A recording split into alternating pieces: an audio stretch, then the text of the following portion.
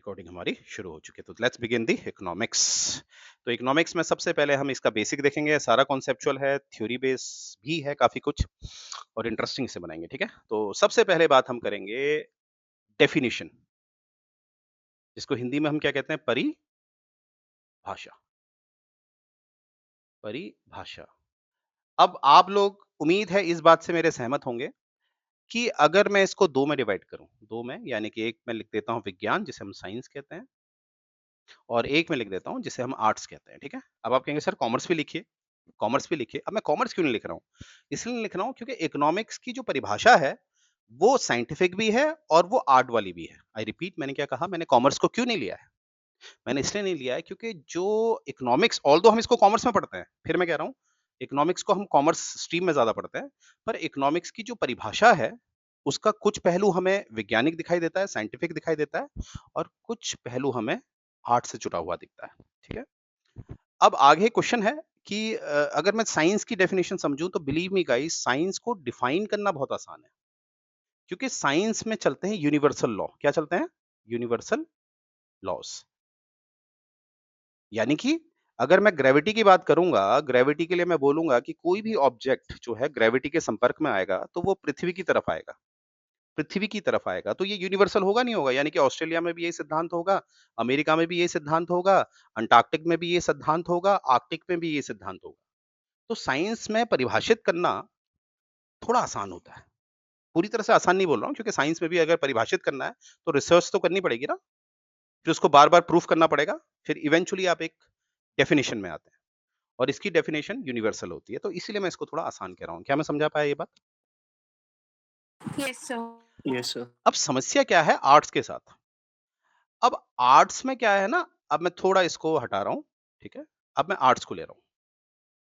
अब आर्ट्स के साथ प्रॉब्लम क्या है? आर्ट्स को अगर मैं डिफाइन करूँ तो आर्ट्स को मैं 2 में डिवाइड करता हूँ, हाँ, मुख्यतः। मेनली मैं इसको 2 में डिवाइड कर रहा हूँ। एक मैं रख रहा हूँ ऐसे विषय जहाँ पर हम आर्किटेक्चर को ज़्यादा पढ़ते हैं। किसको? आर्किटेक्चर को। जैसे आप इसमें ताजमहल पढ़ रहे हैं, जैसे आप इसमें खजुराहो के टेम्पल्स पढ़ रहे हैं, जैसे वगैरह-वगैरह, सोमनाथ का टेम्पल वगैरह-वगैरह। और वैसे ही एक आर्ट के सब्जेक्ट में ला रहा हूँ, जैसे आपको पता ही है कि आप जब आर्ट्स लेते हैं, तो क्या पॉलिटिकल साइंस आप आर्ट्स में पढ़ते हैं? येस और नो? Yes, sir. क्या आप सोशियोलॉजी आर्ट्स में पढ़ते हैं? Yes, sir. है ना? क्या आप पबैट जो होता है, जो सिविल सर्विसेज में सबसे ज़्यादा लिया जाता है Hmm. Because of its short syllabus, पबैट हो गया, पब्लिक एडमिनिस्ट्रेशन, ये सब, है ना? तो कहने का मतलब है जैसे आर्किटेक्चर भी हम आर्ट्स में पढ़ते हैं, और ये जो सब्जेक्ट मैंने आपको दिखाए हैं, ये भी आर्ट्स में पढ़ते हैं, ठीक है? अब इन दोनों में आपको समझना पड़ेगा अंतर क्या है?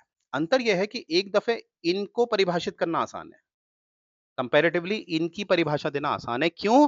क्योंकि ये भी एक स्टैटिक वे में काम करते हैं। जैसे एग्ज़ाम्पल से समझाता हूँ, ताजमहल में कौन-सा मार्बल यूज़ हुआ है, वो चेंज तो नहीं होगा ना, उसमें जो पत्थर यूज़ हुआ है, वो हुआ है, उसकी जो एक शेप है, वो है ना? वैसे ही जो लाल किला है, उसका एक शेप है तो है, उसमें कौन-सा मार्बल यूज़ किया है तो है, वो फिक्स रहता है। ऐसा तो नहीं है ना कि ताजमहल आज से 100 साल पहले कुछ और था और आज जो हम ताजमहल पढ़ रहे हैं, वो और हो चुका है। ऐसा है क्या कुछ? मुझे बताइए। No, sir. नहीं ना?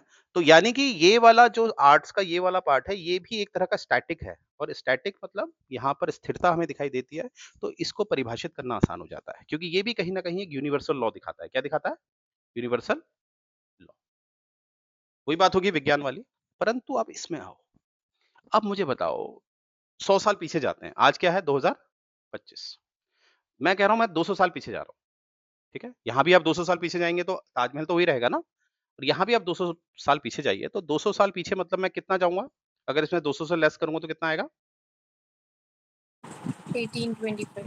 अब आप देखिए, आप 200 साल पीछे चले जाइए, तो यहाँ पर जो ये पॉलिटिकल साइंस में आप पढ़ते हैं, सोशियोलॉजी में आप पढ़ते हैं, पबैट में, अभी आप सोशियोलॉजी यानी कि जो सोसाइटी को आप पढ़ते हैं, उसको हम सोशियोलॉजी कहते हैं। समाज को जो आप पढ़ते हैं, उसको सोशियोलॉजी कहते हैं। अब 1825 में आप सीधे आ जाइए, क्या मैं कह सकता हूँ 1825 में सती प्रथा न उत्तरी भारत में, दक्षिण नहीं, उत्तरी भारत में सती प्रथा वैध थी, लीगल थी। क्या मैं कह सकता हूँ? Yes, sir. Yes, कह sir. सकता हूँ, क्योंकि आपका देखो फैक्ट यहाँ काम आएगा। आपका फैक्ट आपने मुझसे क्या कह देना, बिल्कुल सही कहना सर आप, क्योंकि सती प्रथा कब बैन हुई थी? 1829. ठीक है? तो देखो फैक्ट मेरे कैसे काम आ रहे हैं, आप समझ रहे हैं? कैसे मैं अपने मेंस में फैक्ट को रख रहा हूँ।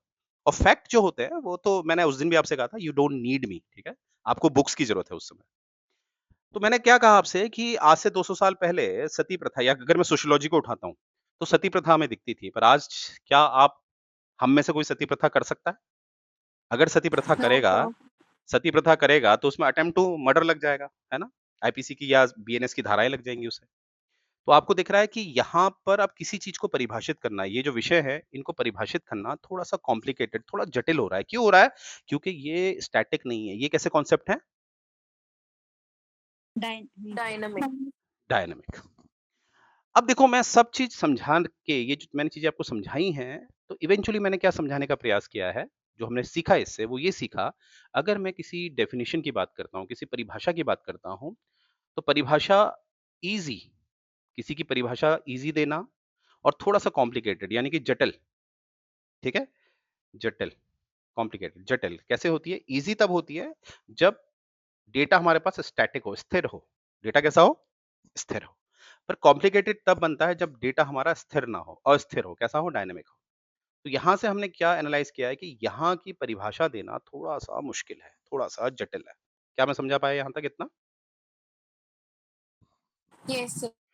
तो डेफिनिशन जब डायनामिक पैटर्न की होती है, तो वहाँ पर थोड़ा जटिलता हमें दिखती है। अब मैं क्यों पढ़ा रहा हूँ ये बातें आपको? क्योंकि जो मैंने आपको सारी बातें बताई हैं, जहाँ पर मैंने आपको पॉलिटिकल साइंस रखा, जहाँ पर मैंने आपको सोशियोलॉजी रखा, उसी पैटर्न में मैं क्या रखने वाला हूँ आपका? Economics. इकोनॉमिक्स। इकोनॉमिक्स भी एक डायनामिक कॉन्सेप्ट है, इसीलिए इकोनॉमिक्स की परिभाषा जो है वो बदलती रहती है। इसीलिए आपने देखा होगा बहुत सारे स्टूडेंट कंफ्यूज हो जाते हैं, सर क्या है परिभाषा ये तो बताओ। तो इसकी रियलिटी मैंने आपको बता दिया, इसकी कोई निश्चित परिभाषा हो ही नहीं सकती क्योंकि ये एक डायनामिक कॉन्सेप्ट है।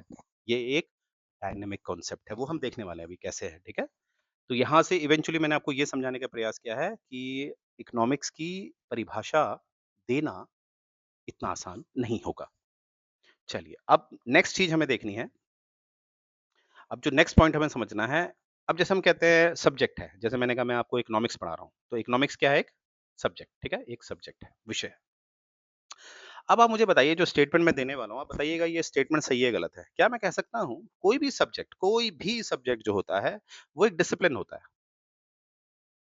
अब आप डिसिप्लिन की परिभाषा समझिए, डिसिप्लिन का क्या मतलब होता है? डिसिप्लिन का मतलब होता है जहाँ पर नियम होते हैं, जहाँ पर नियम, विनियम, रूल्स, रेगुलेशंस होते हैं, उसको हम कहते हैं डिसिप्लिन। अब मुझे बताओ डिसिप्लिन की परिभाषा आप समझ चुके हैं, डिसिप्लिन का मतलब होता है जहाँ पर रूल एंड रेगुलेशन होते हैं, नियम और विनियम होते हैं। तो अगर ये डिसिप्लिन की परिभाषा है, तो कह सकता हूँ मैं कि सब्जेक्ट खुद एक डिसिप्लिन होता है। Yes, sir. तो आप सब मेरी इस बात से एग्री करते हैं कि सब्जेक्ट का मतलब ये हो गया, वो एक खुद में क्या होता है?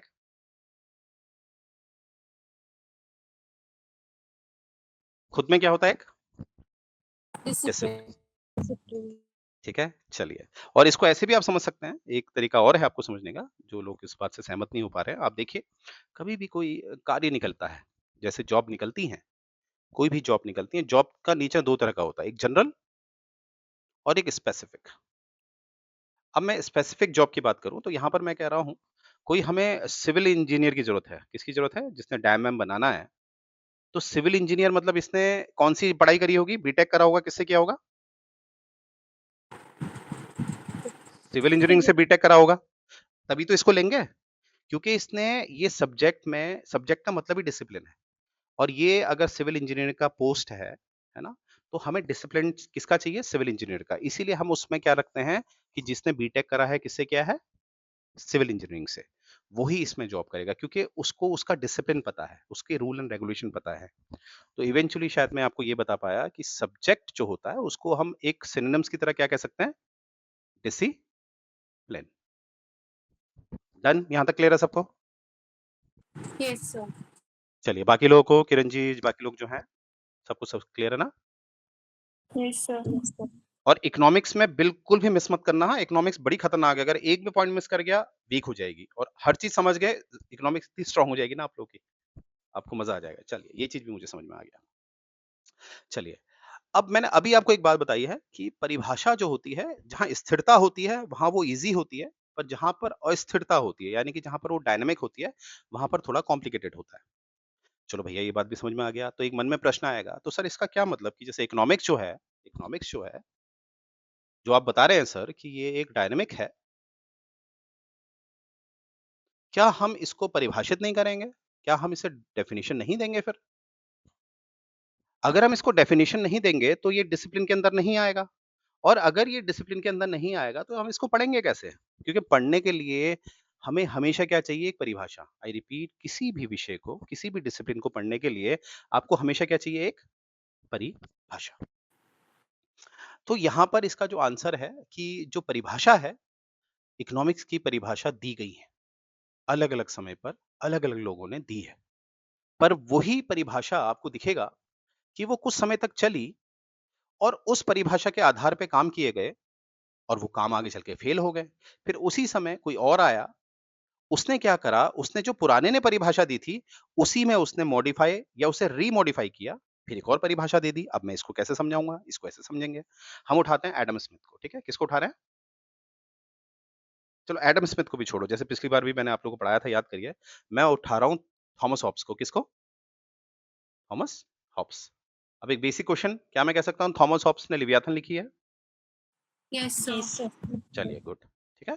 तो थॉमस हॉब्स साहब ने, क्या मैं कह सकता हूँ, इन शॉर्ट ही बात करेंगे अभी, मैं थॉमस हॉब्स नहीं पढ़ा रहा हूँ आपको, मैं इन शॉर्ट कहने जा रहा हूँ इकोनॉमिक एंगल पे। क्या मैं कह सकता हूँ, थॉमस हॉब्स साहब ये कहना चाह रहे हैं कि जो इकोनॉमिक लेवल होता है, जो इकोनॉमिक एक स्फेयर होता है समाज का, वहां पर पूरा इंटरफेरेंस स्टेट का होना चाहिए और ऐसा स्टेट होना चाहिए जो कैसा होना चाहिए? Absolute. एब्सोल्यूट। क्योंकि मैंने उस दिन भी बताया था, थॉमस हॉब्स ने कहा था कि जो राजा है उसके पास संपूर्ण शक्ति होनी चाहिए, उसको डिवाइन बोला है हम। तो यानी कि जो हमारा एक राज्य होता है, राज्य में आपको पता है, राज्य को हम 3 में डिवाइड कर सकते हैं अगर उसके स्फेयर्स की, आयाम की बात की जाए। एक आर्थिक होता है, एक सामाजिक होता है और एक राजनीतिक होता है, पॉलिटिकल, इकोनॉमिक और सोशल।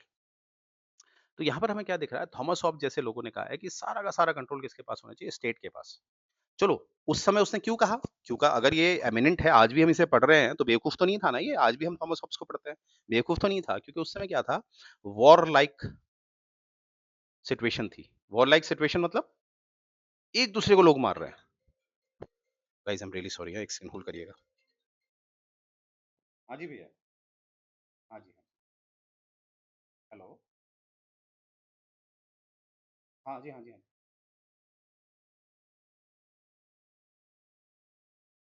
हाँ जी, हाँ जी।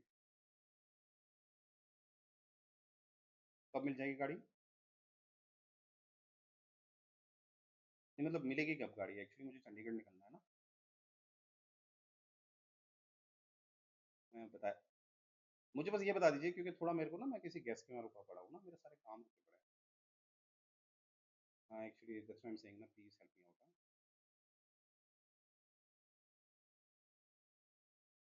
प्लीज सर, देखिए आपने मेरा नेचर देखा भी आपने, मैं वहाँ पे। हाँ वो है यार, वो पोलाइट तो मेरा बहुत है ना, that's why I am saying. आप मुझे एग्जैक्टली बता दीजिए कि जैसे मुझे गाड़ी आज मिल रही है या कल मिल रही है, तो मैं आगे का प्लान बना पाऊँ ना। ठीक है, ऐसा हो जाएगा तो बहुत ही बढ़िया। और पर मेरा ये कहना है कि गलत काम मत करिएगा, ठीक है? ऐसा ना हो कि गाड़ी फिर, तो आप मुझे बता दीजिएगा, I am waiting for your call. हाँ हाँ हाँ हाँ हाँ।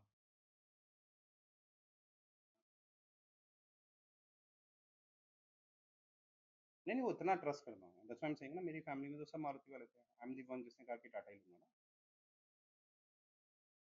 तो आप जरा एक बार इससे मुझे एक बार रिवर्ट जरूर कर देना। Thank you brother, thank you so much. Hello hello hello guys, you can hear me? Sorry यार, थोड़ा सा आपको पता ही है मैं कैसा फंसा हुआ हूँ, ठीक है? Yes, sir. हाँ, थोड़ा सा आप लोग, ठीक है? तो वही, चलिए कोई नहीं। हाँ, मैं कह रहा था कि इस समय, जिस समय थॉमस हॉब्स साहब थे, 17th सेंचुरी लगा लेते हैं हम, 17वीं शताब्दी, तो इस समय सिचुएशन क्या थी? War like situation. यानी कि वॉर लाइक सिचुएशन को मैं एनार्की भी कह सकता हूँ। पूरी तरफ, चारों तरफ अराजकता फैली हुई थी। एक दूसरे को आदमी मार रहे थे। एक दूसरे को आदमी मार रहे हैं, तो ये जायज़ नहीं है कि भैया एक काम करो, एक हिटलर जैसा आदमी चाहिए।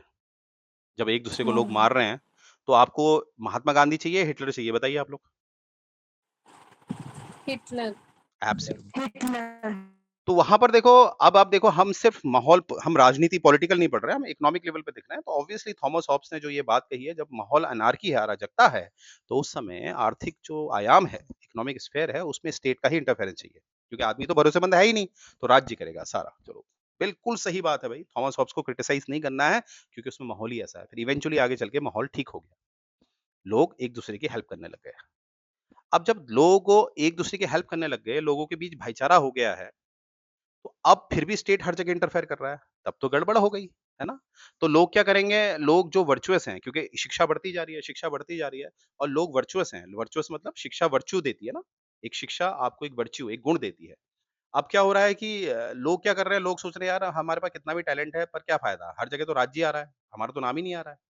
तो इवेंचुअली क्या हुआ, लोगों ने वर्चुअस काम करना छोड़ दिया और इवेंचुअली क्या हुआ कि टेक्नोलॉजी का डाउनफॉल शुरू हो गया।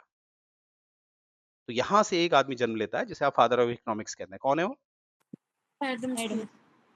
Adam Smith. एडम स्मिथ, जैसे हमने हमेशा कहा है, एडम स्मिथ की डेट ऑफ बर्थ थोड़ी-सी याद रखिएगा। 1723, हैदर अली से 1 साल छोटा।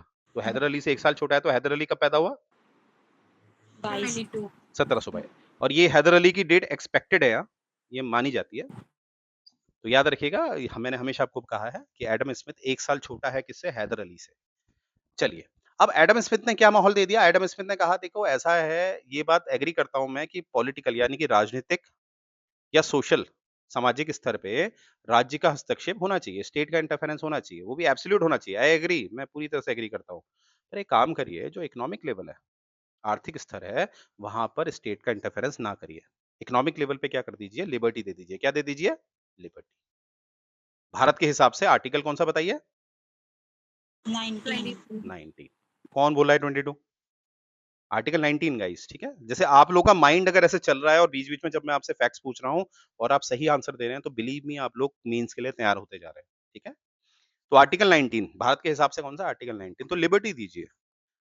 तो इवेंचुअली हमें दिख रहा है कि अब देखो एडम स्मिथ जिस समय ये बात कर रहा है, यानी कि ये बात कब की है? Obviously mid of 18th century, mid of 18वीं शताब्दी, 100 साल का फ़र्क हो गया। देखो 100 साल में समाज चेंज हो गया है, लोगों के अंदर मानवता बढ़ गई है। लोगों के अंदर क्या हो गया? मानवता बढ़ गई है। तो ऑब्वियसली अब माहौल हमें थोड़ा चेंज चाहिए। इकोनॉमिक लेवल पे चेंज चाहिए और क्या मिल गया है? पहले थॉमस हॉब्स ने कहा था कि इकोनॉमिक लेवल पे राज्य का हस्तक्षेप होना चाहिए पूरी तरह से। अब एडम स्मिथ कह रहा है कि इकोनॉमिक लेवल पे राज्य का हस्तक्षेप नहीं होना चाहिए, लोगों को आज़ादी मिलनी चाहिए। ठीक है? अब आगे देखो, एक और आयाम ले लेते हैं, फिर आगे चल के हमें क्या दिख रहा है? इवेंचुअली एडम स्मिथ ने लेसिस फेरे का कॉन्सेप्ट दिया था। किसका दिया था? Laces laces. फेरे। देखो लेसिस फेरे इज़ नॉट फ्री मार्केट। लोग समझते हैं कि लेसिस फेरे का मतलब होता है फ्री मार्केट। मैंने बहुत लोगों को देखा है। इवेंचुअली इसको अगर मैं और स्पेसिफिकली लेसिस फेरे का मतलब होता है कि स्टेट का इंटरफेरेंस जो है इकोनॉमिक लेवल पे केवल रूल एंड रेगुलेशंस के लिए होगा। किसके लिए होगा? Rule and regulations. बाकी बाकी अब रूल एंड रेगुलेशन का मतलब हो गया, इसको कैसे समझोगे आप? जैसे आज के समय में क्या होता है, अगर मुझे कोई बिज़नेस शुरू करना है, मान लीजिए मैं गुड्स में कोई बिज़नेस शुरू करना चाहता हूँ, क्या मुझे मैंडेटरी जीएसटी बनाना पड़ेगा? येस और नो? Yes sir. क्या मुझे अपना ऑडिट कराना पड़ेगा? येस और नो? Yes sir. तो ये इस तरह की चीज़ें आप देख रहे होंगे, ये तो करानी ही पड़ेगी। इतना तो स्टेट इंटरफेयर करता ही है, परंतु अब मैं क्या बिज़नेस करूँगा, मैं किसको हायर करूँगा, मैनेजमेंट क्या रहेगा मेरा, मुझे किस देश से बिज़नेस करना है, वो मैटर नहीं करता। वो उसके लिए मेरे को आज़ादी है। तो लेसिस फेयर बेसिकली ये बात करता है। अब फ्री मार्केट जो है, लेसिस फेयर की वजह से क्या निकल के आई, मार्केट क्या बन गई? फ्री। फ्री। ठीक है? तो ये चीज़ याद रखना। लेसिस फेयर एक कॉज़ बना, एक कारण बना, जिसकी वजह से प्रभाव क्या आया, मार्केट क्या बन गई? फ्री। फ्री किससे? फ्री। स्टेट। स्टेट। अब मिलता-जुलता है पर ध्यान से समझना, कॉज़ एंड इफेक्ट होते हैं ना, कॉज़ एंड इफेक्ट। इसीलिए बहुत सी किताबें आपको एक सा लिख देती है, पर ये याद रखिएगा। चलिए, अब आपको ये इतना मुझे उम्मीद है समझ में आ रहा होगा। अब देखिए इवेंचुअली क्या हुआ, लोग मैंने बताया था, फिर इवेंचुअली ये फ्री मार्केट का कॉन्सेप्ट किसमें चेंज हो गया? पूंजीवाद में। कैपिटलिज्म। पूंजीवाद में चेंज हो गया और पूंजीवाद में आप जानते ही हैं, बेचारा शोषण होने लगा। शोषण किसका होने लगा? Labour class. जो लोग गरीब हैं। मैं कह सकता हूँ ना गरीब। Yes sir. और गरीब भी देखो, अगर आप इसको ध्यान से समझोगे, गरीब वही बने जो लोग किस वर्च्यू के थे? शुद्ध। देखो मैंने शूद्र किसी व्यक्ति विशेष के लिए नहीं बोला है। शूद्र जो वेदों में है वो एक वर्च्यू है, एक गुण है। शूद्र का मतलब होता है जो आदमी स्थिरता नहीं रखता है, उसका माइंड इधर-उधर जाता है, जो आदमी मटेरियलिस्टिक बहुत होता है, जो आदमी डिसिप्लिन में नहीं रहता है, उसको हम शूद्र कहते हैं। तो मैं उस वर्च्यू के हिसाब से शूद्र बोल रहा हूँ। तो जो आदमी शूद्र थे, एक समय में तो हर कोई मैंने कहा ना सब बराबर ही थे। राजा को छोड़ के सब बराबर थे। पर ये कैपिटलिस्ट क्लास कहाँ से आई? कभी सोचा आपने? राजा तो पहले से अमीर था भई, पर आगे चल के समाज में अमीर कहाँ से आ गए इतने? वो अमीर आए जिनके पास कौन से गुण थे? जिनके पास वैश्यों के गुण थे, जो बिज़नेस करना जानते थे, ज़्यादातर। वैश्यास जो होते हैं, जो वैश्य होता है ना, जो बिज़नेस करना जानता है, जो प्रोडक्शन करना जानता है, जो सेविंग करना जानता है, जो मेहनत करना जानता है, तो वर्च्यू की वजह से कुछ अमीर हो गए, कुछ गरीब हो गए क्योंकि राज्य तो हस्तक्षेप ही नहीं कर रहा। राज्य तो हस्तक्षेप ही नहीं कर रहा, तो सभी पुअर में से बहुत लोग अमीर बन गए और कुछ गरीब बन गए। तो इवेंचुअली हुआ क्या, मैं कह सकता हूँ एक स्टाइल से कि वैश्यों ने शूद्र का क्या करना शुरू कर दिया? शोषण। Got it? समझ में आ रही बात? तो इवेंचुअली कैपिटलिज्म क्या लेके आ गया? शोषण। और इसी कैपिटलिज्म के अगेंस्ट कौन खड़ा हुआ? Socialism. Karl Marx. Karl Marx. Socialism. समाजवाद या साम्यवाद, कम्युनिज्म किसने दिया वो? Karl Marx. Karl Marx. अब ये स्टोरी मैंने क्यों बताई आपको? स्टोरी इसलिए बताई, जैसे शुरुआत मैंने करी थॉमस हॉब्स से, फिर मैं आपको ले गया एडम स्मिथ, फिर मैं आपको ले गया कार्ल मार्क्स। अब आप तीनों ने देखो अपनी-अपनी परिभाषा दी है। इसने कहा स्टेट हर जगह हस्तक्षेप करना चाहिए। इसने कहा स्टेट हस्तक्षेप नहीं करना चाहिए। इसने कहा स्टेट कौन होगा? स्टेट हस्तक्षेप करेगा, इंटरफेयर करेगा, पर स्टेट में जितने भी सदस्य होंगे, जो भी मेंबर्स होंगे, वो किस किस क्लास से होंगे? Poor, workers class. पुअर। इसने भी कहा स्टेट इंटरफेयर करेगा, पर इसने कहा स्टेट में कोई राजा-वाजा नहीं बैठेगा, कौन बैठेगा? ये लोग। तो अब आपको समझ में आ गया कि मैं क्या समझाना चाह रहा हूँ कि अब आप थॉमस हॉब्स को भी गलत नहीं कह सकते। आप थॉमस हॉब्स को गलत तब कहोगे जब आप 100 साल बाद एडम स्मिथ के समय पे होगे। आप एडम स्मिथ को गलत तब कहोगे जब आप 100 साल बाद कार्ल मार्क्स के समय पे होगे। तो यहाँ से मुझे उम्मीद है आपको समझ में आ गया होगा कि इकोनॉमिक्स की परिभाषा जो होती है, वो समय से जुड़ी हुई होती है। इसीलिए इकोनॉमिक्स को डिफाइन करना बड़ा कॉम्प्लिकेटेड होता है। क्या मैं समझा पाया इतने एग्जाम्पल से आप लोगों को? सर हाँ जी। सर आपने एक बार इससे पहले पॉइंट बताया था ना कि शूद्र वैश्यास ने शूद्र का शोषण किया था। हुँ। आप एक बार वो दोबारा बताना। वो मैं एग्जाम्पल देके बता रहा था, गुण के हिसाब से। मैंने कहा भारत में आप वैश्य शूद्र जानते हैं ना, जैसे आप डिवीजन ऑफ वर्क जानते हैं। ब्राह्मण क्या होता है? जो वेदों को जो सिखाते हैं, टीचर्स होते हैं जो। क्षत्रिय क्या होते हैं? यस जो सर। सोल्जर्स होते हैं। वैश्य क्या होते हैं? जो प्रोडक्शन करना जानते हैं। तो मैंने उस हिसाब से कहा कि क्या हुआ था एक समय जब एडम स्मिथ आया था, तो उसने तो फ्री मार्केट दिया ना। तो राजा तो पहले ही अमीर था। प्रजा क्या हो गई? उनको फ्री मार्केट मिल गई। अब प्रजा में भी गुण होते हैं ना, सबका अपना एक गुण होता नहीं होता? ये मानो ना मानो आप, होता है ना गुण? हम सब में एक गुण है यस किसी का। सर। तो सबका अब बहुत से लोगों का वैश्य गुण अच्छा था, यानी कि प्रोडक्शन करना जानते थे, वो 1 का 2, 2 का 4, 4 का 8 करना जानते थे। और कुछ लोग ऐसे थे, जो लोग मटेरियलिस्टिक ज़्यादा होते हैं, उनके पास थोड़ा पैसा आता है, वो उड़ा देते हैं। समझ रहे हैं मेरी बात? जो अपनी ही थाली पे जिस यस थाली में सर। खाते हैं, उसी थाली में क्या करते हैं? छेद करते हैं, ठीक है? तो ऐसे लोग इवेंचुअली क्या बन जाते हैं? शूद्र की कैटेगरी में आ जाते हैं। वो किसी का फिर वो अपना तो भला कर ही नहीं सकते, इसीलिए वो सेवा करेंगे किसी की। तो इवेंचुअली क्या हुआ? कुछ लोगों ने बहुत आगे राइज़ कर लिया, कुछ लोगों ने राइज़ नहीं किया। और जिन लोगों ने राइज़ किया, वो कैपिटलिस्ट क्लास बन गई। प्रोलेटेरिएट, बोर्जियोसी पता ही होगा आपको। Yes sir. तो उस सर हम हिसाब ये से कह सकते हैं कि सोसाइटी में पहले तो सब इक्वली था।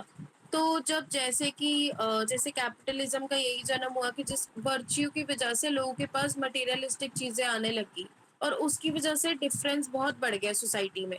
और इसकी वजह से ही कुछ लोग जैसे बोर्गियोसी क्लास में हो गए और बाकी प्रोलेटेरिएट बन गए। Absolutely, absolutely. और इवेंचुअली याद रखना, हमें क्या समझ में आ रहा है, मैं आपको पूरा जो मैंने आपको ये समझाया, वो ये समझाया कि इकोनॉमिक्स की कोई निश्चित डेफिनेशन नहीं होती है। इतने एग्जाम्पल से। क्या मैं समझा पाया? यस और नो? Yes sir. अब यहाँ सर, हाँ जी, हाँ जी। और पहले जैसे आपने ये एग्जांपल दिया था कि अगर वैश्य के पास 200 रुपीज़ है, अगर हम उनको इक्वल डिवाइड कर दें तो वैश्य इतना कैपेबल है, वो शूद्र से वो वापस उसके सर्कुलेट होके वो वैश्य के पास ही आ जाता है और शूद्र फिर भी उसके पास एट द एंड ज़ीरो ही बचता है। हाँ, और हम सब ने क्या बोलना है, क्योंकि ये जो हम बोलते हैं तो कभी-कभी ये जाता है हम किसी व्यक्ति विशेष को टारगेट कर रहे हैं। तो कभी-कभी ऐसा होता है ना, आप जब भगवान करे आगे आप लोग भी बढ़ाएँ अपने लेवल पे, तो याद रखना, हमेशा याद रखना, आपने ये बोलना है कि शूद्र और वैश्य एक वर्च्यू की बात हम कर रहे हैं। किसकी कर रहे हैं? वर्च्यू की। वर्च्यू की। असल में ये एक वर्च्यू है ये, ठीक है? चलिए, अब ये बात आपको समझ में आ गई। अब आगे बढ़ते हैं, और कहीं पर भी समझ में नहीं आएगा please let me know, economics पढ़ रहे हैं आप लोग। आगे देखिए, अब यहाँ से हमारे मन में एक प्रश्न आएगा। तो सर एक बात बताइए, आज हम इकोनॉमिक्स बोलते हैं, क्या बोलते हैं? इकोनॉमिक्स। तो सर इकोनॉमिक्स तो एक सब्जेक्ट है। हम कहते हैं ना हमारे 4 मेजर सब्जेक्ट हैं जो हमें पढ़ने होते हैं। तो इकोनॉमिक्स तो एक सब्जेक्ट है, यानी कि सर अगर ये सब्जेक्ट है, तो ये डिसिप्लिन है। और अगर ये डिसिप्लिन है, तो ऑब्वियसली इसकी एक डेफिनिशन होगी। और अभी कह रहे हैं सर आप कि इकोनॉमिक्स की कोई डेफिनिशन नहीं होती है। सर ये तो कन्फ्यूजन हो गया हमें, है ना? कन्फ्यूजन होना चाहिए। तो आप समझो, आपने अगर एक लाइन पे मेरा ध्यान दिया हो, मैंने कहा था ये जो परिभाषा है, ये हर साल नहीं बदलती है, हर 100 सालों में बदलती है। कितने सालों में बदलती है? 100-100। समाज में जो परिवर्तन आते हैं, वो एक-एक साल में नहीं आते हैं।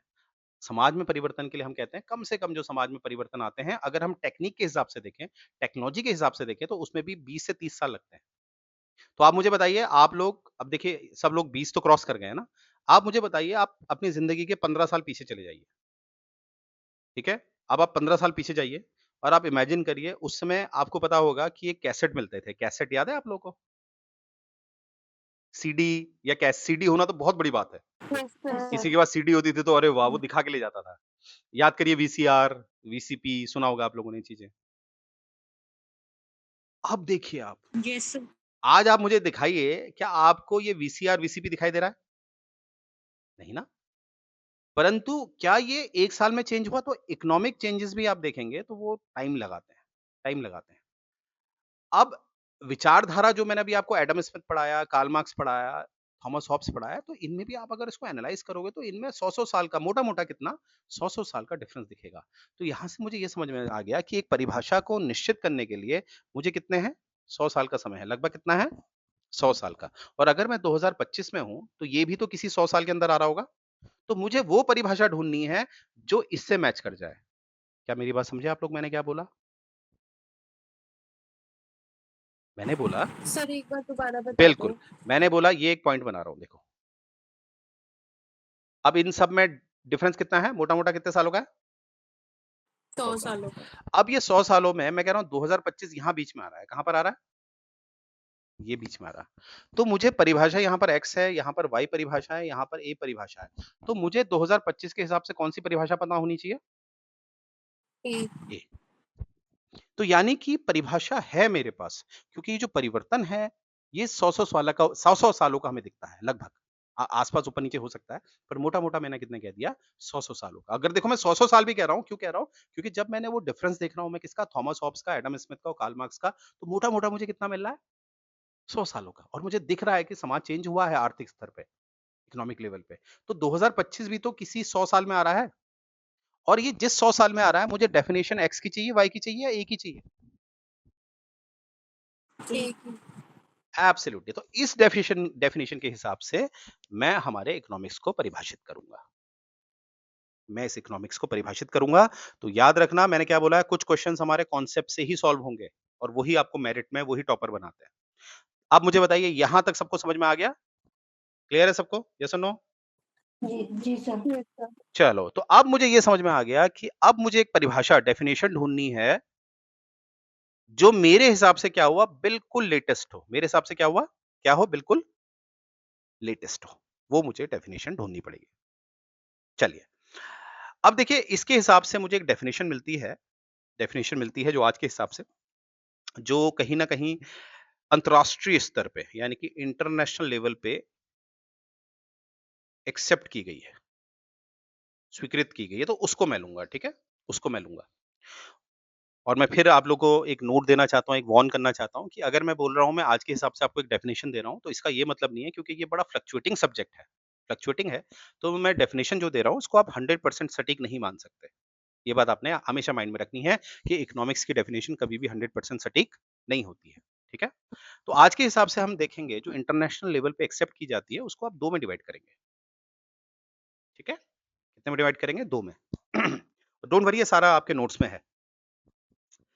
तो 2 में डिवाइड करेंगे तो 2 में कैसे डिवाइड करेंगे? सबसे पहले हम लिखेंगे कि how society how society uses scarce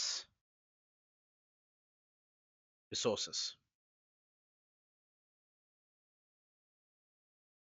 कैसे जो समाज है, उसकी जो रिसोर्सेस होती हैं और जो ऑब्वियसली स्कैर्स है। अब स्कैर्स का क्या मतलब है? देखो कोई भी रिसोर्स स्केर्स यानी कि कमी में कैसे चली जाती है? बिकॉज़ पॉपुलेशन क्या हो रही है? बढ़ बढ़ रही रही है। एक समय रिसोर्सेज़ अबंडेंस थी, अबंडेंस मतलब बहुमात्रा में थी, ठीक है? परंतु आज आप देखोगे जितनी जनसंख्या बढ़ेगी, उतनी मेरी पृथ्वी का जो सरकमफेरेंस है वो तो कॉमन है ना, वो तो बढ़ नहीं रहा ना। लैंड बाउंड्रीज़ उतनी ही है, मानते हैं ये बात? तो व्हाट आई मीन टू से आज स्थिति ये बन गई है कि रिसोर्सेज़ को हम स्कैर्स रखते हैं। अगर वही मैं आपको ऋग्वेदिक पीरियड में पढ़ा रहा होता, तो मैं आपसे कहता रिसोर्सेज़ बहुत हैं, पर आज मैं आपको 21वीं सदी में पढ़ा रहा हूँ, तो मैं आपसे बोल रहा हूँ कि रिसोर्सेज़ क्या है? स्कैर्स हैं। क्यों? ऑब्वियसली पॉपुलेशन क्या हो चुकी है आज के समय पर? बहुत ज़्यादा, बढ़ गई। ठीक है?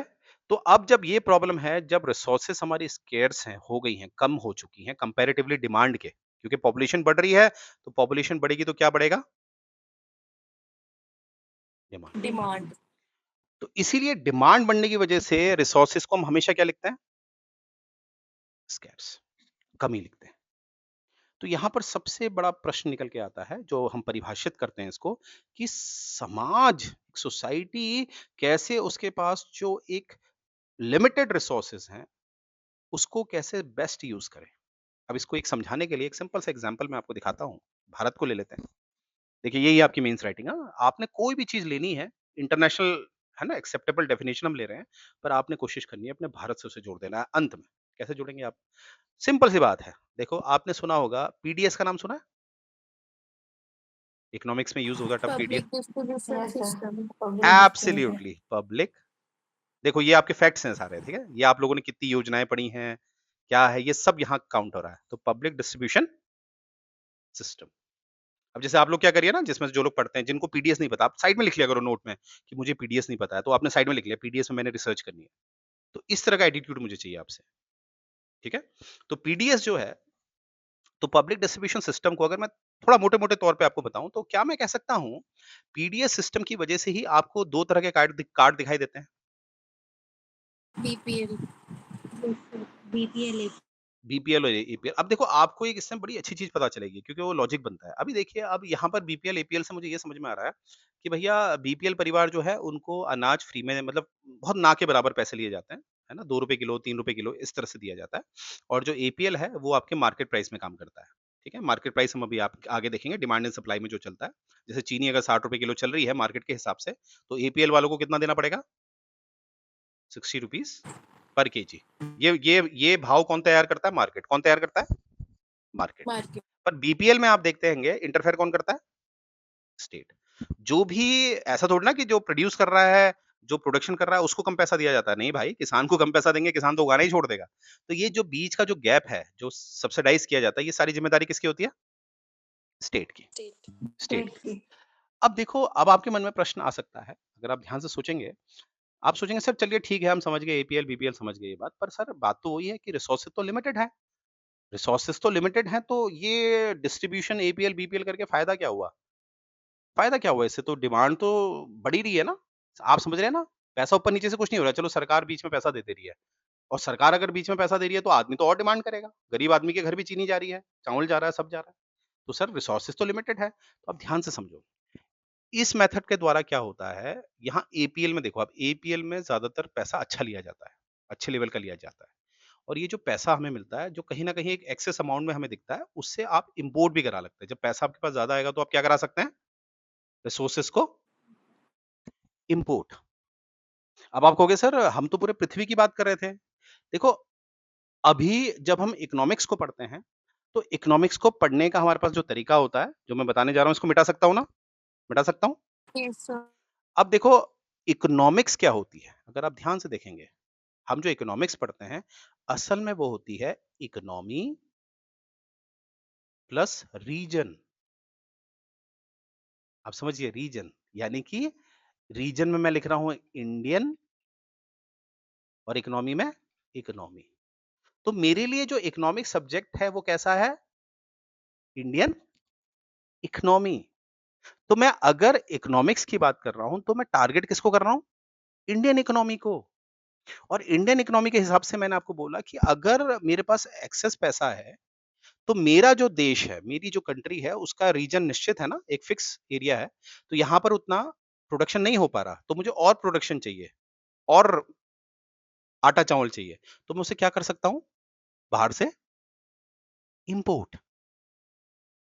और उसके लिए मुझे क्या चाहिए?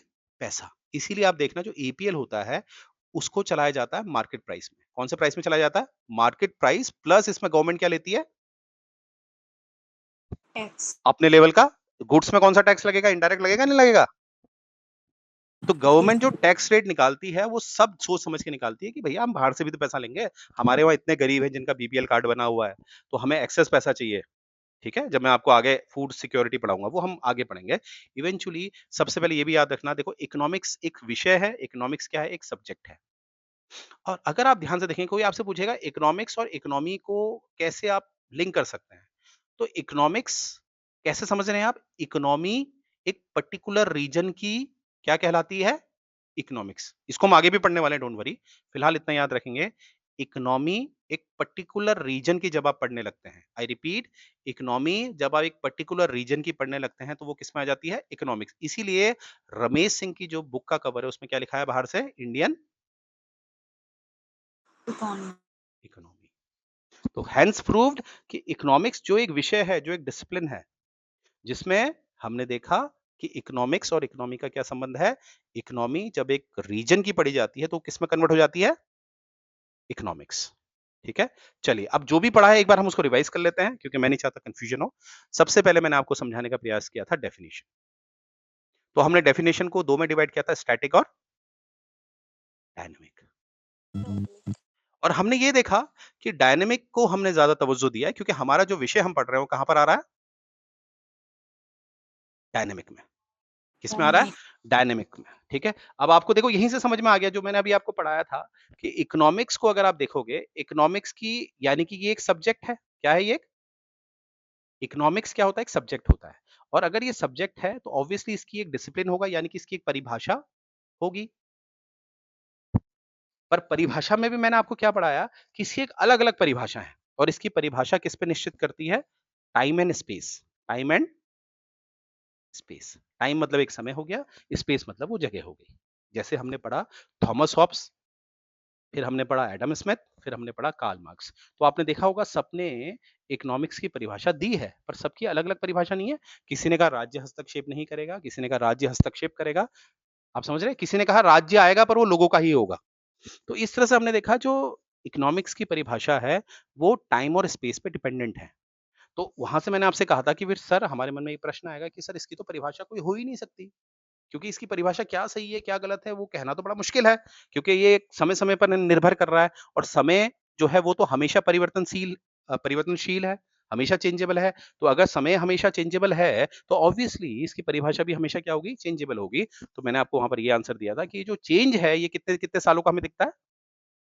100 100 सर। तो यानी कि 100 सालों में एक परिभाषा निश्चित तो हो सकती है, तो हमें वो परिभाषा ढूँढनी है जो आज के समय पर, यानी कि 2025 हमारा किसी 100 साल में तो आ ही रहा होगा, तो हमने वाली हम्म। परिभाषा ढूँढनी है। आप मुझे बताइए इतना जो मैंने रिवाइज़ कराया सबको क्लियर है?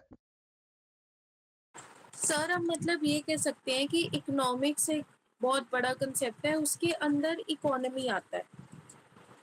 हाँ, इकोनॉमिक्स एक सब्जेक्ट है ना? अब आपको समझ में आ रहा है, यहाँ तक क्लियर हो गया? फिर मैंने आपको क्या पढ़ाया? अब हमें ये पढ़ाना है कि भैया चलो अब 2025 किसी 100 साल में तो आ ही रहा होगा, तो उसकी हमने देखा, तो उसमें एक परिभाषा मैंने आपको क्या दिखाई कि इसको हम 2 में डिवाइड करेंगे जो इंटरनेशनली, अंतर्राष्ट्रीय स्तर पे मानी जाती है। उसको 2 में मैंने डिवाइड किया। पहली मैंने अभी आपसे किया था कि हाउ सोसाइटी, कैसे सोसाइटी क्या करती है, अपनी जो स्कैर्स रिसोर्सेज है उसको डिस्ट्रीब्यूट करती है, उसको डिस्ट्रीब्यूट करती है। जैसे मैंने अभी आपको एपीएल बीपीएल बताया था, नहीं बताया था अभी आपको? तो ये बात क्योंकि स्कैर्स की हो चुकी है, आजकल हर देश की पॉपुलेशन बढ़ चुकी है। आप किसी भी देश में चले जाइए, अब एक्सेप्शन हो सकते हैं एक दो देश, मैं उसकी बात नहीं कर रहा। इन जनरल अगर हम बात करें, आप यूएसए जाइए, अभी आपने यूएसए में देखा था काफी इंडियंस को वापस भेज दिया था, यस और नो? क्योंकि उनके लोकल लोगों को रोजगार नहीं मिल पा रहा है, क्योंकि इंडियन सस्ते में काम कर लेते हैं। मानते हैं ये बात? कनाडा में देख लीजिए आप, है ना? तो आज आप देखिए हर देश के साथ एक ही प्रॉब्लम हो रही है कि उसके वहाँ डिमांड बहुत ज़्यादा आ गई है, और उसकी अपनी रिसोर्सेज लिमिटेड होती हैं। तो इवेंचुअली क्या होता है, एक तरीका ये भी है कि भैया तुम एक काम करो, जो एक्सेस डिमांड है उसको बाहर कर दो। पहले हम अपने लोगों को प्रायोरिटी देंगे ना, मानते हो ना ये बात? तो हमने इस पे यस चर्चा सर। करी कि हाउ जो स्कैसिटी है, जैसे हाउ सोसाइटी जो है वो चूज़ करती है कि हमें ये जो हमारी स्कैर्स रिसोर्सेज़ हैं, उसको हमने कैसे यूटिलाइज़ करना है, कैसे उसको यूज़ करना है। उस हिसाब से हमने जैसे एक और एग्ज़ाम्पल ले लेता हूँ मैं आपको, आपने सुना होगा कि जो केंद्र स्तर पे ये आदेश है, आज से वो तो बहुत पुरानी बात है, कि हर राज्य क्या करेगा, कम से कम 33% अपना फॉरेस्ट एरिया कवर करेगा। हर राज्य के पास कितना एरिया होना चाहिए फॉरेस्ट का? 33%। 33% कम से कम इतना, ज़्यादा तो आप कितना भी कर सकते हैं, ठीक है? तो ये क्यों किया जा रहा है, कभी सोचा आपने? क्योंकि देखो लैंड है, लैंड के पास आपके पास ज़मीन है, आपके 2 तरीके हैं, या तो आप इसको फॉरेस्ट रहने दीजिए, है ना? या इसमें आप बिल्डिंग बना दीजिए। तो लैंड तो लिमिटेड है आपके पास, ज़मीन का टुकड़ा क्या है? लिमिटेड है। अब आप पे चॉइस करता है कि आप इसे जंगल रहने देते हैं, इसमें खेती करते हैं या इसमें बिल्डिंग बनाते हैं। तो इसीलिए तो आपने देखा होगा कभी भी आप घर बनाते हैं तो आपको नक्शा पास कराना पड़ता है। सुना आप लोगों ने? गवर्नमेंट से क्या कराना पड़ता है? Yes sir. क्योंकि गवर्नमेंट डिसाइड करेगी कि इस रिसोर्स का आपने क्या करना है। क्योंकि ये रिसोर्स मेरी स्carce है या नहीं है बताइए? तो आजकल हर जगह हमें ये दिखता है। तो आजकल के हिसाब से जो डेफिनिशन है हमारी, जो एक्सेप्टेबल है, सबसे पहले तो ये है कि हाउ सोसाइटी यूज़ स्carce रिसोर्सेज़। क्या मैं समझा पाया पहली डिमांड? जो पहली परिभाषा है ये। एक बार इसको अच्छी तरह लिख देता हूँ। इंटरनेशनल लेवल पे जो आज के समय पे एक्सेप्टेड है वो कौन-सी है? सबसे पहली, how society uses scarce resources. Sir, क्या ये बात समझ में आई सबको? हाँ जी, हाँ जी। सर जैसे हमने ये डिफाइन देखी है कि how society uses care resources, तो हम इसके साथ वो कह सकते हैं कि जैसे जो एसडीजी के गोल्स हैं, हुँ, हुँ। सस्टेनेबल डेवलपमेंट गोल्स, जो हमारे 17 गोल्स हैं, उनको भी मतलब इसीलिए रखा है कि हम कैसे स्केयर रिसोर्सेज यूज कर सके, क्योंकि जैसे एब्सोल्युटली, पॉपुलेशन बढ़ रही है और डिमांड बहुत ज़्यादा है, और जो रिसोर्सेज है वो बहुत स्केयर है, क्योंकि फ्यूचर के लिए वो बचे ना बचे। तो उसके लिए हमने जैसे वो 17 गोल्स निकाल रखे हैं, तो हम अ, ये भी कह सकते हैं डिफाइन में। एब्सोल्युटली बिल्कुल सही सही पकड़ा है आपने, ठीक है? बिल्कुल, गुड। अब देखिए ये यहाँ पर हमें समझ में आ गया ना। अब देखो इसको थोड़ा-सा मैं और अगर इसको मोटे तौर पे अगर आप देखोगे, जो मोटे तौर पे आप देखते होंगे उसको, आपने सुना होगा डेवलप्ड इकोनॉमी और डेवलपिंग इकोनॉमी। देखो डेवलप्ड इकोनॉमी और डेवलपिंग इकोनॉमी में हम एक हमारे जो इकोनॉमी होती है उसको डिवाइड करते हैं। अब आप कहोगे सर आपने इसके नीचे क्यों लिखा है इसे ना? देखो जो कंट्रीज़ ने एक टेक्नोलॉजी के द्वारा अपने रिसोर्सेज का सटीक इस्तेमाल कर रखा है, यानी कि वहां पर हर आदमी के पास पैसा है, वो आदमी नौकरी सिर्फ बेसिक नेसेसिटी के लिए नहीं करता। आई रिपीट, आप अगर किसी डेवलप्ड देश में जाओगे तो आपको दिखेगा कि वहां पर आपको, जिसे हम हिंदी में कहेंगे बेरोजगारी भत्ता, वो भी मिलेगा। तो यानी कि ऐसा देश जिसने अपने रिसोर्सेज, जो उसकी स्कैर्स रिसोर्सेज हैं, उसका सबसे बेहतर इस्तेमाल कर रखा है और वहां की पर कैपिटा इनकम में, यानी कि प्रति व्यक्ति आय को उसने बहुत अच्छा कर रखा है। तो वो क्या कहलाता है? देश क्या कहलाता है? डेवलप्ड। और जो अभी राज्य, यानी कि जो भी देश ऐसे हैं जो इस अभी वो फैसला वो ले रहे हैं, वो थोड़े कंफ्यूज हैं या वहाँ के लोग उनको सपोर्ट नहीं कर रहे। कभी-कभी ये होता है कि जो राज्य होता है, वो पॉलिसी तो बहुत अच्छी लेके आता है, पर उस राज्य के जो लोग होते हैं, वो बहुत लालची होते हैं।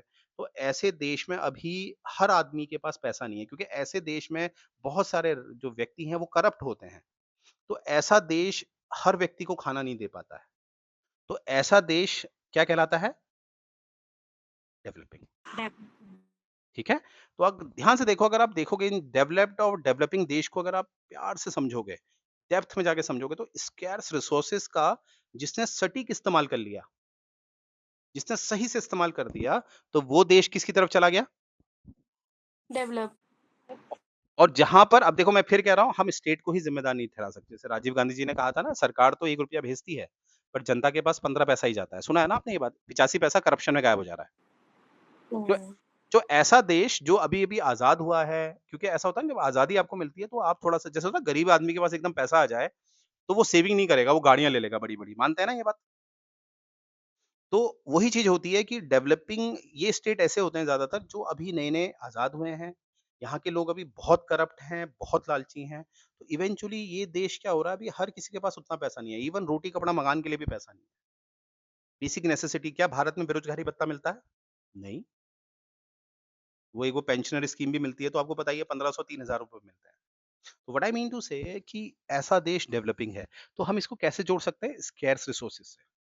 आई रिपीट, स्carce रिसोर्सेज़ का जिसने बहुत बेहतरीन तरीके से इस्तेमाल कर लिया है, तो वो डेवलप्ड बन गया और जिसने नहीं कर पाया वो किसमें रहता है? वही बात हो गई, आप लोग तैयारी करते हैं और आप लोगों को काफ़ी कुछ शिकायत होती है, मुझे टाइम ही नहीं मिल रहा। वहीं पर एक बंदे देश को चला रहे हैं। उनके पास भी कितना समय है 1 दिन में? 24 घंटे। तो 24 घंटे। उन्होंने अपने टाइम को इतना बढ़िया सेटल किया है ना कि वो देश चला देते हैं। और हम लोग क्या करते हैं, हम इतना एक्सेस पढ़ने लग जाते हैं कि हमारा शरीर ही साथ नहीं दे रहा है। हमें लगता है कि इतना पढ़ देंगे तो हम तरक्की कर लेंगे, ऐसा कभी नहीं होता बॉस। आपकी एक लिमिट है। उस लिमिट को अगर आपने, it's not about the discipline, it's about the consistency. और कंसिस्टेंसी। मेरा ये कहना है डिसिप्लिन और कंसिस्टेंसी कभी एक साथ नहीं चलता है। वो तो हमें प्रकृति ने भी सिखाया है। समर्स में सन कितना जल्दी आ जाता है, पर विंटर्स में सन क्या समर के बराबर ही आता है? नहीं। पर पर एक बात तो सही है ना, सनराइज और सनसेट समर्स में भी होता है और विंटर्स में भी होता है, विंटर पर वो टाइम चेंज कर देता है। तो व्हाट आई मीन टू से, जब सीजन अलग-अलग है, तो आपका शरीर भी ऐसे है, वो सीजन के हिसाब से काम करता है। तो व्हाट आई मीन टू से, तो यही चीज़ हो गई, स्carce रिसोर्सेज को पर्टिकुलर कैसे यूज़ करना है। अगर आपने अच्छी तरह यूज़ कर दिया, तो आप डेवलप्ड की तरफ चले गए। अन्यथा आप किस तरफ हैं? डेवलपिंग।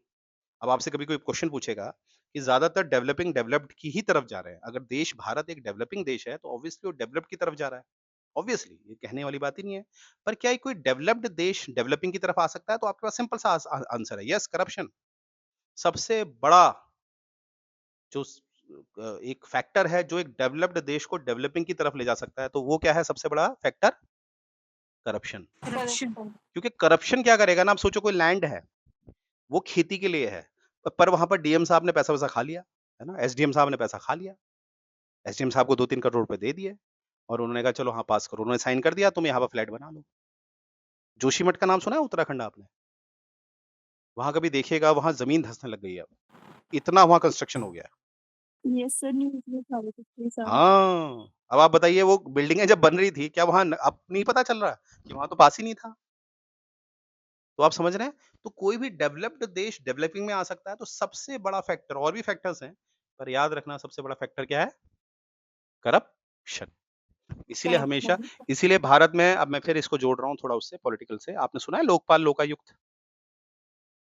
Yes yes. सर। बस अब जिसको माइंड में आ रहा है और जिसको पता अभी थोड़ा भूल गया, तो आप नोट कर लो कहीं पर, मुझे लोकपाल और लोकायुक्त भी एक बार देख लेना है। ठीक है? तो इसीलिए, ठीक है? तो ये हो गया पहला आयाम, क्योंकि मैंने बताया कि आजकल के हिसाब से जो इकोनॉमिक्स की डेफिनिशन है, आजकल के हिसाब से जो इंटरनेशनल लेवल पे अपनाई जाती है, तो एक मैंने दिखा दी आपको, कौन-सी? How society uses scarce resources. अब दूसरी क्या है सर? दूसरी, फिर दूसरी के बाद मैं रोक दूँगा क्लास, ठीक है? क्योंकि 1-2 क्लास थोड़ी-सी कॉन्सेप्चुअल बहुत है, मैं नहीं चाहता आप कन्फ्यूज़ हो। दूसरी है कि individual how individuals, firms, government और other organisations make choices. Choices, ये है आपका कीवर्ड, चॉइसेस। क्योंकि देखो अभी हमने देखा रिसोर्सेज हमारी क्या है, इस साइड हमने क्या देखा, रिसोर्सेज हमारी क्या है? स्केर्स। और जब भी रिसोर्सेज स्केर्स होंगी, तो ऑब्वियसली सबसे इंपॉर्टेंट मैटर क्या करता है? क्योंकि चॉइस। क्योंकि यही चॉइस आपको बताएगा कि आप डेवलपिंग में जाओगे या, डेवलप। तो जिंदगी भी तो यही है हमारी, राइट? वो डिपेंड करता है कि आप क्या चॉइस करते हो। अगर आपकी चॉइस में गड़बड़ हो गई, तो जिंदगी भर आप डेवलपिंग में रहोगे। और अगर आपकी चॉइस सही हो गई, तो आप क्या कर सकते हैं? क्योंकि देखो मैंने अभी बोला, चाहे वो जिंदगी है, चाहे वो इकोनॉमिक्स है, दोनों में समानता क्या है? दोनों है समय से जुड़ी हुई। आपकी जिंदगी आपने देखा होगा, वो आपके हिसाब से काम नहीं करती, आपको समय के हिसाब से चेंज होना पड़ता है। यस और नो? मानते हैं ये बात? Yes sir. तो यही होता है कि हमें ज़्यादातर कट्टर लोग पसंद नहीं आते हैं ना, जो है ना, जो बीच के लोग होते हैं वो पसंद आते हैं, जो थोड़े से हर चीज़ में अच्छे हों। हमें कोई ऐसा नहीं जो एन्जॉय ही करता रहे। मानते हैं आपकी उम्र 21 साल की है, आपको कोई एन्जॉयमेंट पसंद है, तो आप किसी ऐसे के साथ रहते हो ज़िंदगी भर एन्जॉय कर रहा है, तो आगे चल के लाइफ़ गई, है ना? तो इसीलिए हम कोशिश करते हैं कि हम चॉइस में क्या लेते हैं कि हमें थोड़ा डाइवर्स आदमी मिले। मानते हैं ना ये बात? मानते हैं ना? तो वही है कि यहाँ पर भी देखो सारा गेम है, स्कैर्स होने की वजह से अब ये डिपेंड करेगा चाहे वो इंडिविजुअल है, हम जैसे लोग हैं क्योंकि इंडिविजुअल इसलिए रखा गया है क्योंकि इकोनॉमिक्स और जीवन एक सा ही है। चाहे वो फर्म्स हैं बड़ी-बड़ी, जो कंपनीज़ होती हैं आगे चलकर, जो गवर्नमेंट है, वो क्या करती है? चॉइस करती है। अब हमारे वहाँ देखो गवर्नमेंट ने कैसे चॉइस किया, इसको आप कैसे समझोगे बेहतर ऐसे? सरकार लेवल पे मैं अगर आपको समझाऊँ, तो गवर्नमेंट के पास क्या-क्या विकल्प थे जब हम आज़ाद हो रहे थे, जब हमारा संविधान रखा जा रहा था। तो एक तरफ यूएसए में क्या चल रहा था? Capitalism capitalism. Capitalism. Capitalism USA में, अब यूएसए फल-फूल रहा था, येस और नो? तो कैपिटलिज़्म में क्या चॉइस थी? कैपिटलिज़्म में ये चॉइस थी कि स्टेट इंटरफेयर नहीं करेगा, किस लेवल पे? इकोनॉमिक लेवल पे। इकोनॉमिक। वैसे ही इस तरफ यूएसएसआर चल रहा था। यूएसएसआर में क्या दिख रहा था? सोशलिज़्म। यानी कि यहाँ पर इंटरफेयर कौन कर रहा है? स्टेट हर जगह इंटरफेयर कर रहा है, ठीक है? अब हमारा चॉइस था, हम क्या ले चॉइस हमने इसका बीच का रास्ता ले लिया। हमने भैया एक काम करा, अपने आप को चाहे हमने सोशलिस्ट बोला, क्या बोला? अपने आप को समाजवादी बोला, पर हम कैसे समाजवादी थे? हमारे अलग-अलग वर्ज़न थे। हमारा नेहरू था, नेहरू सोशलिज़्म था, जो आपको 5 ईयर प्लान्स में दिखता है, येस और नो? 5 ईयर प्लान्स में आपको दिखता है ना किस तरह से हम लोग क्या करते थे, प्राथमिकता सेट करते थे कि पहले 5 ईयर प्लान में हमने खेती को प्राथमिकता दे दी। दूसरे 5 ईयर प्लान में हमने इंडस्ट्री को प्राथमिकता दी थी। इंडस्ट्री मतलब प्राइवेट सेक्टर। तो नेहरू जी ये कहते थे ना मिक्स इकोनॉमी में काम करो। किसमें करो? मिक्स इकोनॉमी इसलिए आपको 5 ईयर प्लान दिखे। और वैसे ही गांधीयन देखो। गांधीयन सोशलिज्म में क्या था? गांधीयन सोशलिज्म में कहता था कि आप एक काम करो कि जो गवर्नेंस को है उसको गाँव तक ले आओ। गाँव का आदमी भी प्रोडक्शन करेगा। आप एक सेंट्रलाइज्ड गवर्नमेंट ना रखें। तो इसीलिए गांधी जी की आइडियोलॉजी हमें कहाँ दिखती है? शेड्यूल 7 में जहाँ पर डिविजन ऑफ पावर दिख रहा है नहीं दिख रहा? गांधी जी कभी नहीं चाहते थे कि शक्तियों का केंद्रीकरण हो, सेंट्रलाइजेशन हो। तो गार्डियन तो व्हाट आई मीन टू से आपको नहीं दिख रहा है कि हमने उस समय हमारे देश ने किस तरह से एक अलग-अलग विकल्पों में यूएसए में पूंजीवाद चल रहा है, यूएसएसआर में समाजवाद चल रहा है। तो हमने क्या लिया? हमने अपने लेवल का एक समाजवाद लिया, अपना वर्जन लिया। तो ये भी तो हमारी चॉइस थी। अब ये चॉइस क्यों थी हमारी? क्योंकि हमारी कंट्री में बहुत ज़्यादा डाइवर्सिटी थी और उस डाइवर्सिटी को मेंटेन करने के लिए हमें कुछ नया वर्जन लेना था। क्योंकि यूएसएसआर में इतनी डाइवर्सिटी नहीं थी और कैपिटलिज्म में इतनी डाइवर्सिटी मतलब यूएसए में इतनी डाइवर्सिटी नहीं थी। तो व्हाट आई मीन टू आप समझ रहे हैं? कभी-कभी हम ऐसा चूज़ करते हैं जो हमारे टाइम और स्पेस में हमारा स्पेस मतलब देखो टाइम तो यहाँ कॉमन है। कैपिटलिज़्म, यूएसएसआर जिस समय की मैं बात कर रहा हूँ, टाइम तो कॉमन है 1946 की बात कर रहा हूँ मैं 1946-47 की बात कर रहा हूँ। पर स्पेस तो अलग-अलग है, एरिया तो अलग-अलग है, येस और नो? और एक चीज़ याद रखना टाइम प्लस स्पेस, स्पेस मतलब क्षेत्र होता है। स्पेस में सबसे इम्पोर्टेंट क्या होता है, आपको डेमोग्राफी को समझना पड़ता है। डेमोग्राफी मतलब क्या होता है? विविधता। एब्सोल्यूटली जो मानवता की विविधता होती है ना, जो जनसंख्या आप देखते हैं, कितने हिंदू हैं, कितने मुस्लिम हैं, ये सब किसमें आता है? डेमोग्राफी और डेमोग्राफी अपने आप कल्चर भी रखती है। तो इवेंचुअली मैंने आपको क्या बताने का प्रयास किया, यहाँ तक अगर आपको समझ में आया तो एक ये हमने क्या समझा, हमने देखा कि आज के हिसाब से जो इंटरनेशनल लेवल पे हम एक परिभाषा को थोड़ा सही मानते हैं, इंटरनेशनल लेवल पे हर कोई एक्सेप्ट करता है, वो है एक है कि कैसे सोसाइटी स्कैर्स रिसोर्सेज को यूज़ करती है और यहाँ पर क्या है about the choice. Choice. Individual को भी हमने इसमें डाला है। क्योंकि आप समझ नहीं रहे हैं, इंडिविजुअल लेवल को क्यों डाला है? क्योंकि इंडिविजुअल अब आप सोचिए आप में से हम सब इंडिविजुअल हैं। अब आप जैसे लड़कियाँ हैं, ठीक है? आप में से लड़कियों में ज़्यादातर ये इन जनरल बात कर रहा हूँ इन जनरल। लड़कियों को शौक होता है मेरे पास काफ़ी गोल्ड हो। तो लड़कियाँ क्या करती हैं गोल्ड खरीद लेती हैं और उसको लॉक कर देती हैं। तो ये डेड मनी नहीं हो गया? और आप ही में से कुछ ऐसी लड़की होगी जिसके अंदर एंटरप्रेन्योरशिप वाली क्वालिटी होगी, तो वो क्या करेगी? वो गोल्ड से बेटर क्या करेगी? इन्वेस्टमेंट करेगी, शेयर्स में इन्वेस्टमेंट करेगी, हुँ। इक्विटी में इन्वेस्ट करेगी। तो इवेंचुअली अब आप बताइए देश के लिए ज़्यादा अच्छा कौन है? ये लड़की जो एक गोल्ड चूज़ कर रही है या एक लड़की जो इन्वेस्टमेंट को ज़्यादा प्रायोरिटी दे रही है बताइए? इन्वेस्टमेंट। इसीलिए इंडिविजुअल लेवल पे भी ये डाला गया है। तो स्कैर्स के साथ चॉइस ये बहुत ज़रूरी होता है। क्या मैं समझा पाया ये बात आप लोग को? Yes sir. ठीक है? तो एंड करने से पहले एक बार क्विक रिवीजन कर लेते हैं कि हमने क्या पढ़ा आज? हमने सबसे पहले जो पढ़ा इकोनॉमिक्स को हमने ये समझा कि इकोनॉमिक्स की डेफिनिशन को समझने का हमने प्रयास किया, ठीक है? डेफिनिशन को। डेफिनिशन को हमने समझा और हमें ये समझ में आया कि इकोनॉमिक्स एक कैसा कॉन्सेप्ट है? डायनामिक। डायनामिक, ठीक है? जैसे आपको मैंने एग्जांपल दिया था थॉमस हॉब्स, एडम स्मिथ और कार्ल मार्क्स। तो डायनामिक हमने देखा, तो ये भी समझ में आया कि भैया इसकी निश्चित परिभाषा तो नहीं हो सकती, पर ये भी समझ में आया कि जो चेंजेस हैं वो एकदम फ्रीक्वेंट नहीं है, 100-100 साल का हमने गैप लिया है, तो एटलीस्ट हमें ऐसी डेफिनिशन तो पकड़नी पड़ेगी जो आज के हिसाब से बिल्कुल सही है। आजकल हर जगह उसे एक्सेप्ट किया जा रहा है। तो जो एक्सेप्ट किया जा रहा है उसको हमने 2 में डिवाइड किया है। कौन-कौन सी है वो 2? स्कार्स रिसोर्सेज़ कैसे इस्तेमाल किया जाए और अबाउट द चॉइस। चॉइस। और स्कार्स में हमने एक डेवलप्ड और डेवलपिंग को देखा, यस और नो?